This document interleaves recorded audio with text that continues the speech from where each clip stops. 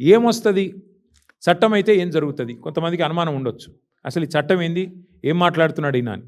చట్టం అయితే అడ్వాంటేజ్ ఏంటంటే ఈ రాష్ట్రంలోని ఆడబిడ్డలకి, మన ముఖ్యమంత్రి గారు మాట్లాడారు కదా, మీరు చూసింటారు. ట్రాఫిక్ చలాన్లు అవసరమైతే ఎవరైతే ఆ చలాన్ పడుతుందో వాళ్ళ ఖాతాను డైరెక్ట్గా బ్యాంకులకి వెళ్ళి కట్ చేయాలి అని ముఖ్యమంత్రి గారు మాట్లాడారు. చట్టం అయితే ఏమవుతుందంటే మీకు కూడా సవలతు వస్తుంది.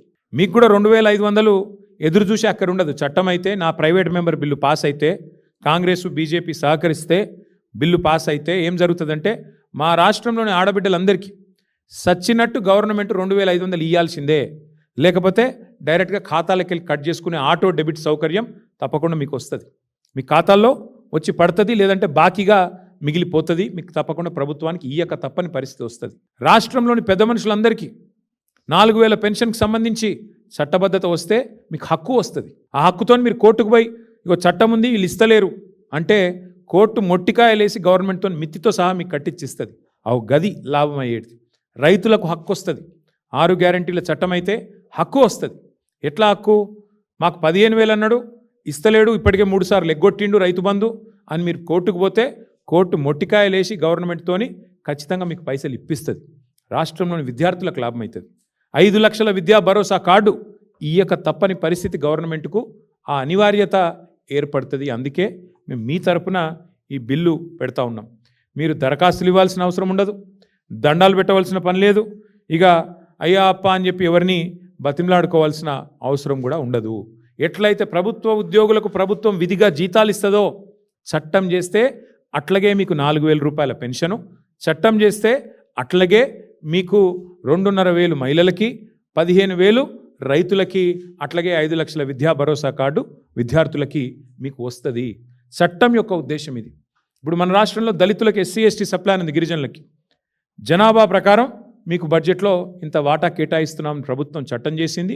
దాని ప్రకారం ఒకవేళ చట్టం అమలు చేయకపోతే ఆ పైసలు వచ్చే బడ్జెట్లో మళ్ళీ రోల్ ఓవర్ అయ్యే విధంగా వ్యవహారం చేసినారు. అట్లాగే మేమేమనుకున్నామంటే ఈ బిల్లు పాస్ అయ్యి చట్టం అయితే ఒకరిద్దరికి కాదు లాభం అయ్యేది. రాష్ట్రంలో 72 లక్షల మంది రైతులకి ఎకరానికి 15,000 రూపాయలు వస్తుంది. చట్టం అంటే ఇంకోటి మా రైతు కూలీలకి, అది కూడా ఉంది ఇందులోనే. నరేగా చట్టం ఉంది కదా, మీకు తెలుసు కదా, ఈ మధ్యన దాని పేరు మార్చినట్టున్నారు, ఏదో రామ్జీ అని ఏదో పెట్టినారు. అట్లాగే మరి ఈ చట్టం అయితే ప్రైవేట్ మెంబర్ బిల్లు చట్టం అయితే 6 గ్యారంటీలది మీకు లాభం ఏంది అంటే యాసంగికి ఎగ్గొడతా, వానాకాలం ఎగ్గొడతా అని చెప్పే హక్కు ముఖ్యమంత్రికి ఉండదు. ఇప్పటికి 3 సార్లు రైతు బంధు ఎగ్గొట్టిన ముఖ్యమంత్రికి తప్పదు. ఆయన మెడకు ఇదొక చట్రంలాగా బిగించి రైతు చేతుల్లో అప్పుడప్పుడు ఎద్దులు అటు ఇటు రుక్తుంటే బట్ట ఆపుతారు చూడు కళ్ళమేసి, అట్లా ముఖ్యమంత్రికి కూడా ముక్కుతాడేసే అవకాశం మా రైతన్నలకు దక్కుతుంది. అందుకే ఈ చట్టం చేయాలంటున్నాం. పాస్బుక్ ఉన్న ప్రతి రైతుకి దీనివల్ల లాభం అవుతుంది. రైతు బంధు ఆపే అవకాశం ప్రభుత్వానికి ఉండదు. అన్ని పంటలకు 500 బోనస్ అన్నారు.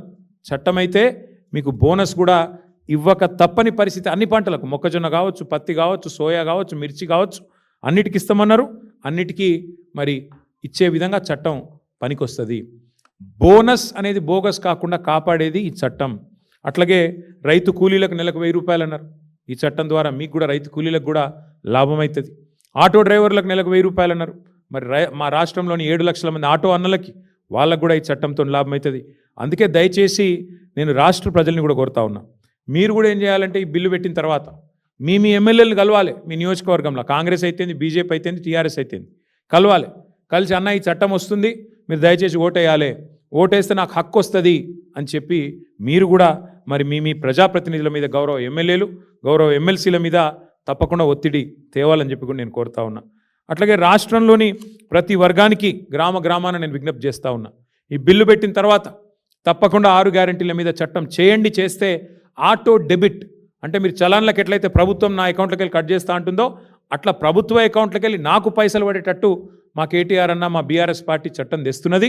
కాబట్టి దాన్ని మీరు అమలు చేయండి, దానికి మీరు వంతపాడండి, దానికి మద్దతు ఇవ్వండి అని గౌరవ ప్రజాప్రతినిధులను మీరు మోటివేట్ చేయండి, వారికి చెప్పండి.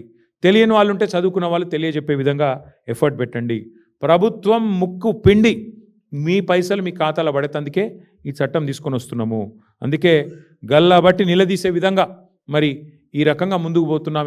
ఈ చట్టం విషయంలో 6 గ్యారంటీల చట్టబద్ధత విషయంలో మరి తప్పకుండా అన్ని పార్టీలు సహకరించాలని గౌరవ స్పీకర్ గారు సెక్రటేరియట్ కూడా వారి శాసనసభ సెక్రటేరియట్ కూడా సిబ్బంది కూడా సహకరించాలని చెప్పి కూడా కోరుతూ ఈ 6 గ్యారంటీల చట్టబద్ధత విషయంలో మేము ఎంత సీరియస్గా ఉన్నామని చెప్పడానికే ఈరోజు ఈ బిల్లు కూడా డ్రాఫ్ట్ కూడా తయారు చేసి న్యాయ నిపుణులతో కూడా చర్చించి ఇది అవసరమైతే పబ్లిక్ డొమైన్లో కూడా పెడతాం.